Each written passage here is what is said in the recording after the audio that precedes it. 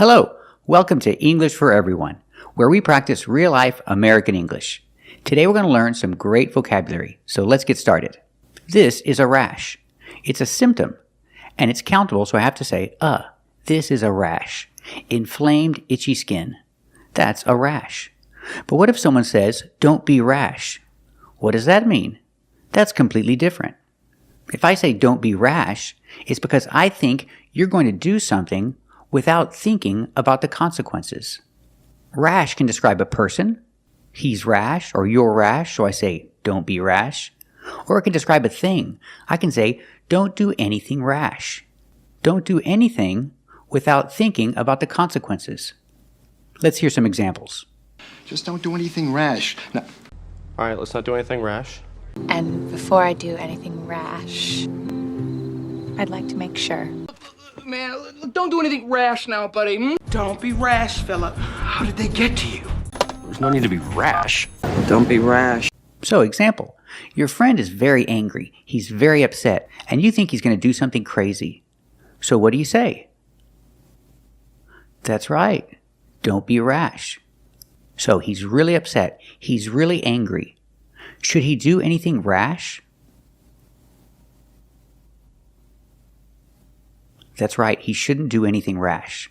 He needs to calm down and think about the consequences of what he might do. He shouldn't do anything rash. So remember, if you see the word rash with an article, a rash, you know you're talking about a skin condition. He's got a rash. But if you hear rash without an article, then you know it's something different, like don't be rash or don't do anything rash. Today we're going to learn the difference between two very important vocabulary words. So let's get started. Today we're talking about the difference between draft and breeze. Both words are referring to wind, and they're both countable. You can have a draft, and you can have a breeze. We have to use the article a, because both words are countable. So what's the difference? Usually a draft is not pleasant. It's not something you like. And a breeze is usually something pleasant, something you like, something that feels good. Example, you're at home, and it's very cold outside. And you can feel wind coming through the window. Maybe there's a crack, or the window's not sealed very well. You can feel cold air coming in. That's a draft. And it's not pleasant, and you don't like it. Example, he doesn't want to sit by the window because he feels a draft, and he doesn't like it. Let's practice. Why doesn't he want to sit by the window? Does he feel a draft? That's right, he doesn't want to sit by the window because he feels a draft. Another example, I go to a restaurant and it's a nice day outside and they have all the windows open. And I feel the air coming through the windows. And it feels good. So what do you say? I feel a draft or I feel a breeze? You say I feel a breeze because it's pleasant, you like it. It's not a draft. A draft is something you don't like, something that's not comfortable. This feels good, so I have to use the word breeze. Let's sit by the window. There's a nice breeze. I can feel the breeze coming through the window. So with breeze, you can say a breeze, countable. Use the article a. There's a nice breeze by the window. Or the. I can feel the breeze. Specific breeze. I can feel the breeze by the window. Let's practice. Can you feel a nice breeze by the window? That's right. You can feel a nice breeze by the window. And does the breeze feel good or bad? That's right, the breeze feels good. So remember the difference between draft and breeze. Usually a draft is something that doesn't feel good. And a breeze is something that feels good. And they're both referring to wind. Today we're learning this word, deadlocked. Pronunciation, deadlocked. Use the short S sound like red and head, dead. And then locked. Use the short ah sound, like block and clock. Locked. The ed is pronounced with a pure T sound, locked. Together, deadlocked. It's an adjective. It's used to describe people who cannot come to a decision, who cannot come to an agreement. They cannot agree on something, so we say they're deadlocked. They are, contraction, they're deadlocked. Example, in court, you have 12 people that need to make a decision. These 12 people are called the jury. The jury needs to make a decision. They need to decide if the person is guilty or innocent. And sometimes 6 of them think the person is innocent, and the other 6 think the person is guilty, and they cannot come to an agreement. So we say they're deadlocked. Or if I say the jury, I can say the jury is deadlocked. Let's hear some examples. I'm sorry, Your Honor. I have to report that we're hopelessly deadlocked.